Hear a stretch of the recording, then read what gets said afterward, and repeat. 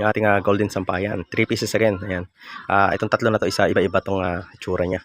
Itong isa na to, meron siya sabitan ng mga bag dito. Dito sa ilalim yung pinakasapatos niya. Ito naman, 2 layer lang siya. 2 layer naman siya. Tapos meron siyang patungan dito ng sapatos. Then dito, 2 layered and meron siyang drawer. Dalawang drawer. Yan. Subukan natin siya buksan. Ayan. Naka-aluminum cladding yung kanyang salo. Yan. Same lang din sa kabila. Yan. Then, dito, yan. May plastic cup tayo. Tapos ito, susuot natin siya dito para maging ganito yung tsura niya.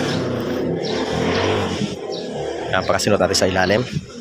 Then, dito sa kabila, yan, meron siyang sabitan ng bag. Ayan. Same doon sa kabilang side. Ayan, meron din siyang sabitan ng bag doon.